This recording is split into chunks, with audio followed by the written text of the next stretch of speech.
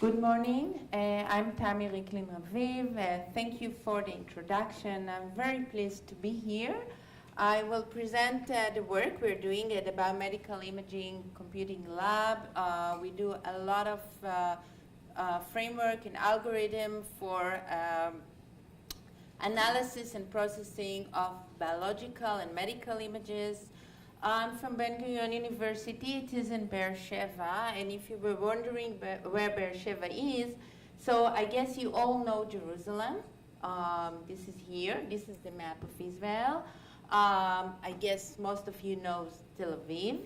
And Beersheba is here in the south, in the yellow circle. So you can actually draw a triangle.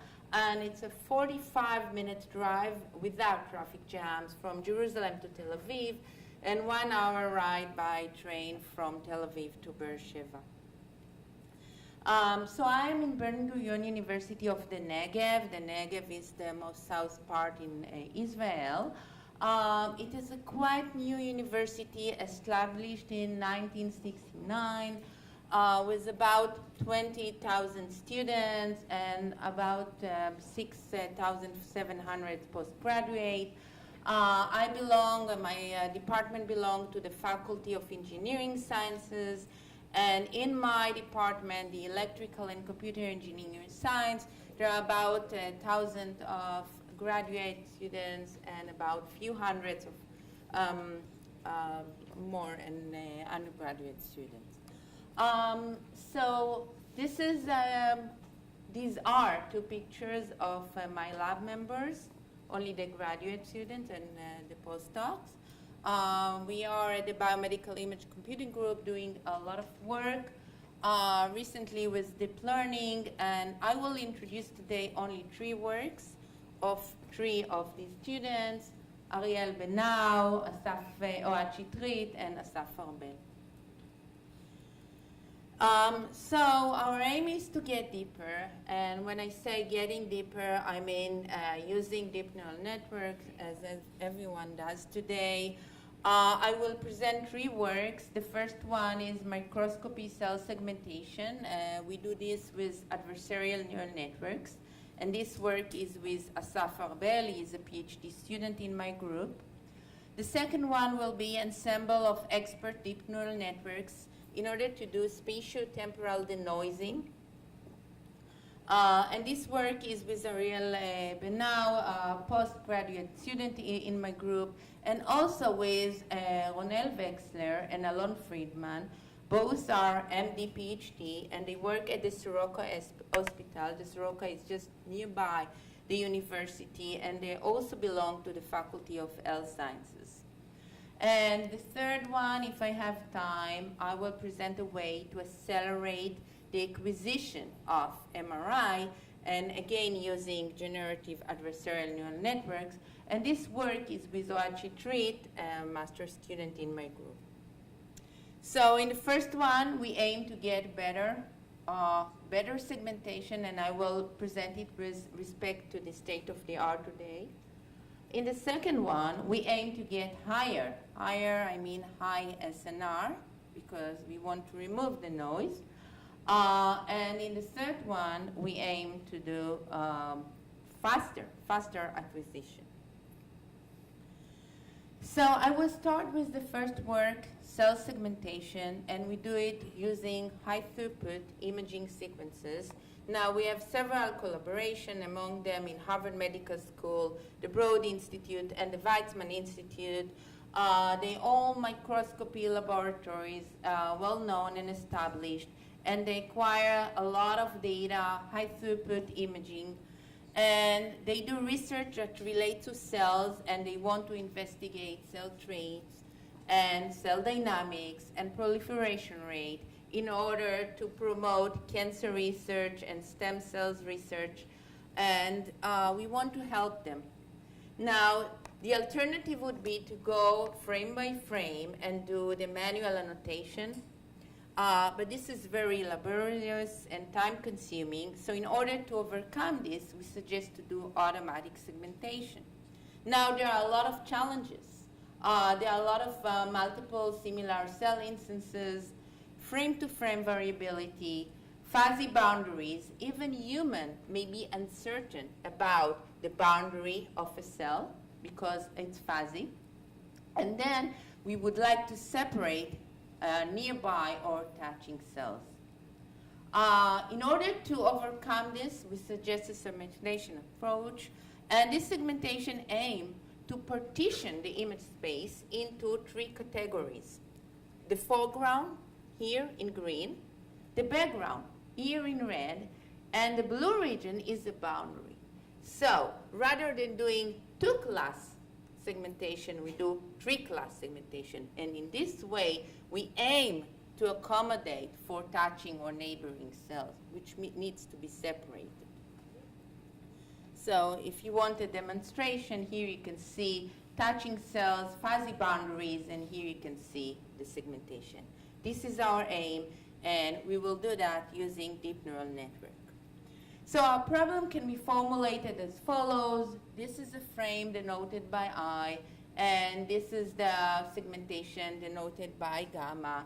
And we consider both as random variable, and we would like to solve for the joint distribution. Alternatively, we can use conditional distribution presented by this conditional distribution, and the optimal segmentation is actually the one that provides a maximum a posteriori estimation. Now, this is our aim. We would like to find the optimal segmentation, gamma, and in order to do that, we present an estimator by a deep neural network or deep convolutional neural network. Now, our estimator is composed of a sequence of convolutional layers with batch normalization. We do also dropout. However, we do not do pooling, and we do not do stride, such that the input size is the same as the output size. Now, there are 2 questions here. The first one, what should be the loss? And the second one, we do not have sufficient number of annotated examples. Now remember, what are annotated examples? We need to ask the biologists to delineate cell by cells in many frames, but this is laborious and time consuming. How can we solve this? Okay? So we are going to solve it through the loss. We could use L1 loss, L2 loss, cross entropy, you name it. However, all these losses are pixel-wise. We can see the entire picture. The other thing is that all require a comprehensive set of annotated examples, which in many cases we do not have. So in order to overcome this challenge, we suggest the adversarial loss. What is an adversarial loss? So I will return to the seminal paper of Goodfellow and his colleagues. And they suggest this framework they call Generative Adversarial Neural Network. And in order to explain it, I will use their words and their story. So consider a team of money counterfeiters. They produce fake money. And there is a team of policemen, and they try to catch these counterfeiters and detect this fake money. So as the police gets better in detection of this fake money, the counterfeiters get better and again until both teams improve, such that the police or the discriminator cannot detect a fake money from real or true money. So in analogy to this, we suggest to use, instead of money counterfeiter, we use our estimator. Instead of using the police, we use our discriminator. And our discriminator should say, well, this segmentation, is it fake or real? Or in other words, this segmentation, was it generated from the estimator or from manual annotator? So this is the main structure of the system. So we have the estimator, epsilon, theta. Theta are the parameters of the estimator. And we have the discriminator. And actually, these 2 neural networks are playing a min-max game. And ideally, we would estimate or generate better and better segmentations and we get our loss from the discriminator. Okay? So this is the main idea. And in order to do that, again, we kind of solving a min-max problem. Now, one question is, what should be the architecture of the discriminator? We could use a very naive, simple architecture, another convolutional neural network, and then say, well, this is real or this is fake segmentation. However, in that case, we will merge the image and the segmentation, the candidate generated by the estimator, right from the beginning. In that sense, we will not allow a more complex features to be integrated together, only the low-level features. So if you look at a convolutional neural network, at the beginning, in the first layers, we talk about very simple features, simple filters, and as we go deeper and deeper, the features getting more and more complex. Okay, so if we merge them right away, we do not enjoy the complex features. Now, another alternative approach would be to use CME discriminator architecture. So in this case, we propagate separately the image and the segmentation and integrate them just toward the end, enjoying the complex features. However, we miss the simple features. They are important as well. So we suggest, instead of this, a more complicated architecture, a novel one. We call it the rib cage architecture. And this allows us to integrate both the segmentation and the framework and the frame in all levels. Low level, mid level, and high level features. And this is an overview. So we have the left rib with the input image. We have the right rib with the segmentation. We have the spine that actually merge the feature all along the process, and then we output the true or fake result. Just some examples. You can see the frame, just one frame. You can see the ground truth. This is the manual annotator result. And you can see results that we obtain for training with only single frame. And they're as good as a result that we could get using 2 frames or 4 frames. And just for a comparison, these are the cross-entropy loss results. And if I would magnify part of the frame, you will notice that the result obtained by our framework using a single frame are much better than the cross-entropy loss results using 11 training frames. Now, I would like to move on to another word. Now I move from cells to the brain.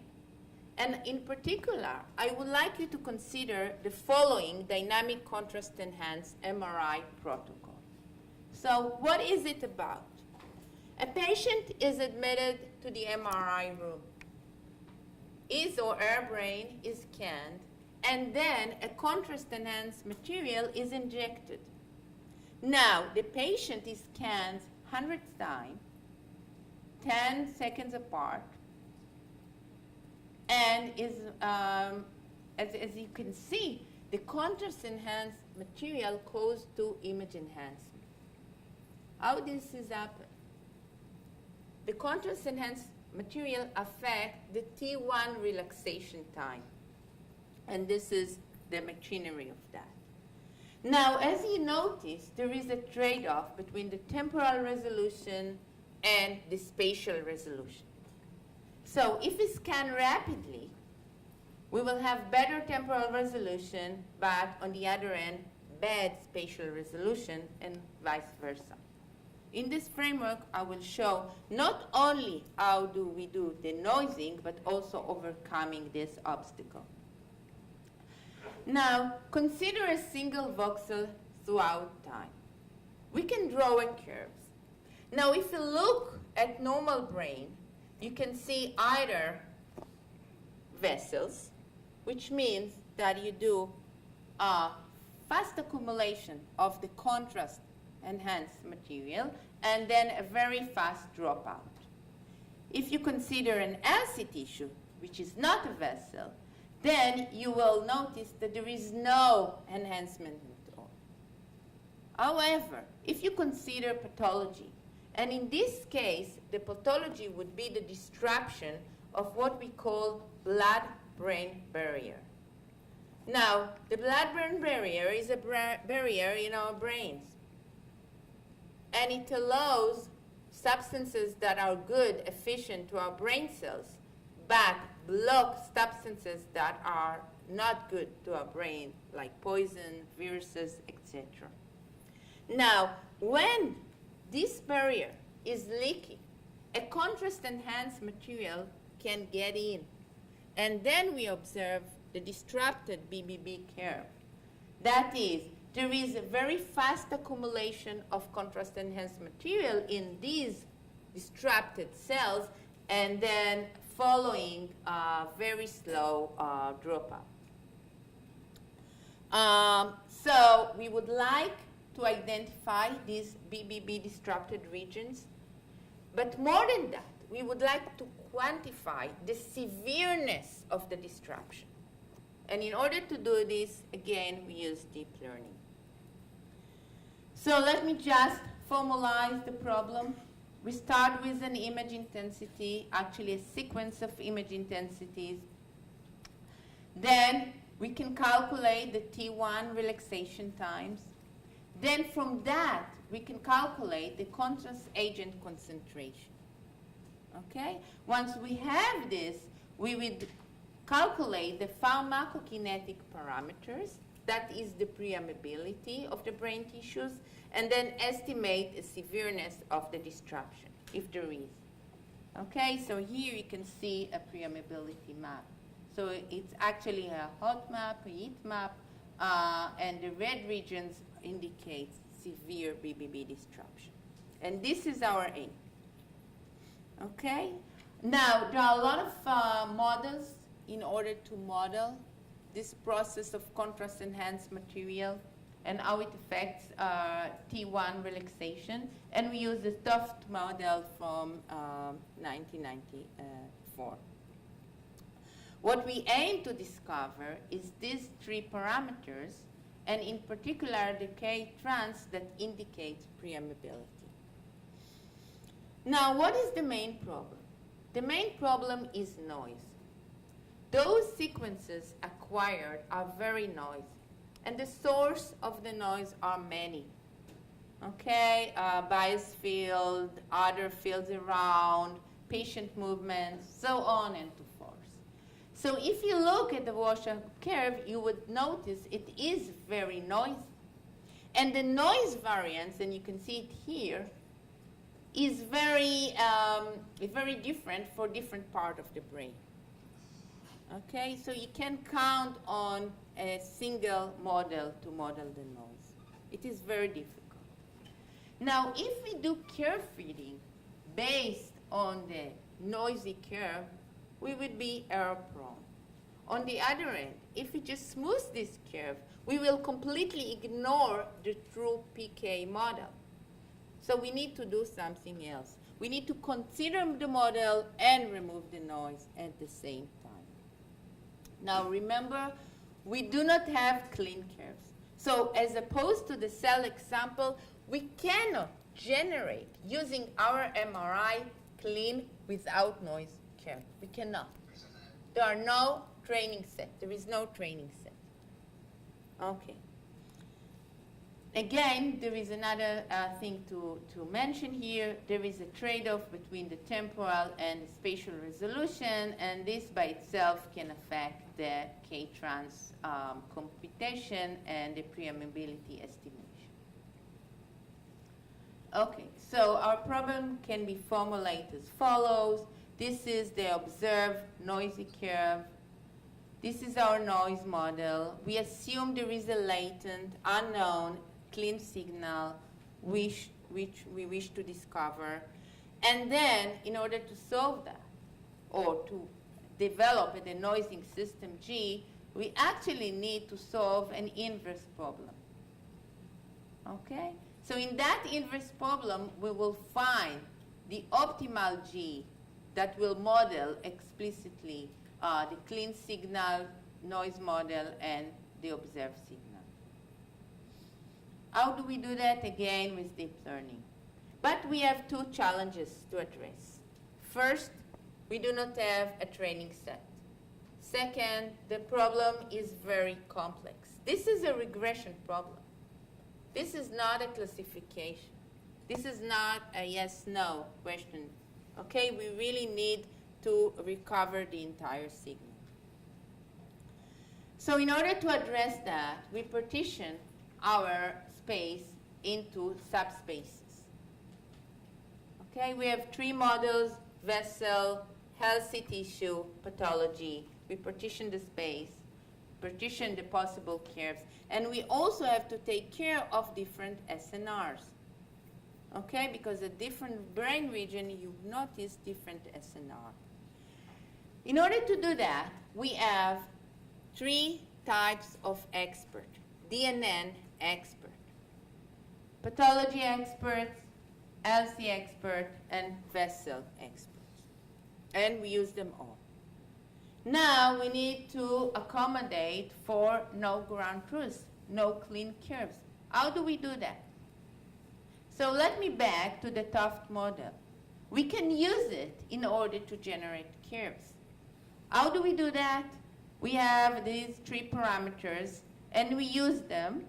So these are the distribution, the 3D distribution of triplets of these parameters. We simply sample, generate curves using this model, and then, after doing so, we add noise to it. How do we get this noise? So my student, Ariel, and his wife volunteered, and they scanned their brain with no contrast-enhanced material. They altered the breast. Their brain were luckily healthy, and we extracted the noise recorded by the MRI, and we actually used it to generate more and more training examples. So rather than having training example, we simply generate synthetic training example. Now, there was a big question. Would that work? And actually, it works. So, I will get back to the model. This is the system overview. The input is noisy, and then we use 24 experts, different SNR, different tissue types, in order to do the cleaning or the denoising. Okay? Now, each expert produces a different clean curve. How would we know to select the best one? Okay? For that, we have another neural network, a classification DNN, and it chooses for us the best hypothesis. Okay? The classifier does this work. Okay? So it's again framework of neural networks that do the denoising. Now some results, and I will show visual results. If you want to look at the other results, numeric results, you can look at the paper. You can see the vessel pathology, healthy tissue likelihood, and then using the maximum likelihood, you can see the segmentation. Remember, this is not the aim. This is just to demonstrate that we can also do segmentation. Here you can see SNR estimation. We don't need that, but just for demonstration, what we can do. But more importantly, we can actually generate permeability map, which will be better than just simply doing curve estimation based on the noisy input. Okay? So here you can see two examples, two different patients, tumor patient and stroke patient, and you can see the result. These are using directly the noisy input and using our framework. Now, if you wish to compare to other methods, here is some comparison. We use moving average, ignoring the model. We use the Beltrami, very sophisticated denoising. We use dynamic non-local mean, very recent, state-of-the-art denoising, and you can see that our method, the STDNN, outperformed all the others. What about subsampling? How can we address the trade-off between temporal and spatial resolution? So we actually took the sequences and subsampled them. And then we applied the method. So we have much less information, but still, have a look. These are the results using directly the noisy, subsampled input. These are our results. You can compare it. And then I will show you the moving average Beltrami dynamic local mean results. And you can see that, again, even with some sampling, our method outperformed all the other. And again, there are numerical results. You can have a look at the paper for all. So I think I will end up, or almost about to end up my talk here. I will not talk today about the third work of accelerating MRI, but you can see the details in the paper just because I don't have enough time. Basically, the motivation is quite clear. We wish to scan more rapidly to avoid motion artifact. We wish to scan more rapidly to get better results, and this applies to fetal imaging, fMRI, DTI, etc. Again, we used deep neural network, and specifically we used generative adversarial model. I would just say, in brief, because I do not have enough time, that we do the acceleration by subsampling. So rather than scanning the entire brain, we just scan part of it, and we complete the unknown, the non-scan part, using, again, generative adversarial neural network. Now, nowadays, if you wonder what people do, there are a lot of adverse solutions. So people scan in parallel, and these are two examples, the Sensa and the Grappa. People also suggested using compressed sensing to accelerate brain imaging. And I will show you visually in a minute that we outperform this. So we do not use hardware, we use software-only solution, and still we get good results. I will skip this. Again, the GAN, and this is the architecture, just to show you the final results. Okay? So you can see here, original brain. Now we sample, or we actually simulate subsampling. Here are the results using zero field. So we fill with zero the missing samples. These are the results of the compressed sensing. These are the zoom in. You can compare this row. And these are the results we got with the proposed method using 6-time acceleration rate. So only 1/6 of the original data was used, and still we get really nice results. Now, we show PSNR results, okay, peak to signal to noise ratio results in the paper, but what is important to emphasize here, that this is not the only parameter we care for. We actually want the reconstructed images to be clinically applicable. Now, if you ask yourself what a clinician will do, maybe he or she will do some analysis. What kind of analysis? For example, brain extraction. So we were wondering how would the extraction of the brain using commonly used tools will look like with the reconstructed with respect to the original fully sampled image. So here are the results, and here are the results using zero filling, compressed sensing, L2 loss, and here are the results using the proposed methods. Now, we can go farther and do the parcellation of the brain into white matter, gray matter, and CSF. And again, if you look at the map and the lower row, you can see that also in terms of segmentation, we do better. So we outperform in all the measures we used, and what is important to stress here, that it's not only important to look at the peak to signal to noise ratio, but also on how applicable the reconstruction image will be. Here are the publication list. These are the grants I got for these studies, and the cell segmentation was supported by the Ministry of Science and Technology. I also have funding from the Israeli Science Foundation. Just to sum up, using deep learning, you can use software-only machinery to do a variety of tasks. These tasks or these techniques are data-driven, provide state-of-the-art results. Training may take time, but once trained, it gets faster and faster. And we need to accommodate for the lack of training data, and I've shown you some example how to do that. We wish to have clinically meaningful results, and I believe that the next step would be handling pathologies. That's it, and I'm open to questions.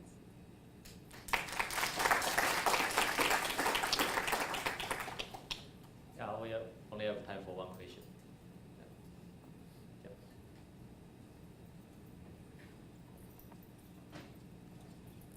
Very nice talk. Some question is like, for example, usually you use visual comparison for your results. And do you think about use any kind of quantitative index for comparisons? That's the first question. And the other one is that for the pathology one, I see you use very small number of training samples. What are the number? What is the number that you use for the training in the pathology studies? The first one. In the cells? Yes, in the cells. So there were about 50 cells in a frame. So we used them, and we used some augmentation. So we had a little more bigger training example sets, but not that much relative to other technique I'm familiar with. And I'm not sure you asked about quantitative comparison. Yes. So I'm showing here, and I do it in purpose. In presentation, I show visual comparisons. Yes. So if you want to look at tables and numbers, I just believe that in the audience like this, people will not, get the right feeling. So you are mostly welcome to have a look at the publication, and there are tables and numbers there. Yeah. Okay. Thank you. Okay, so let's send the speaker again.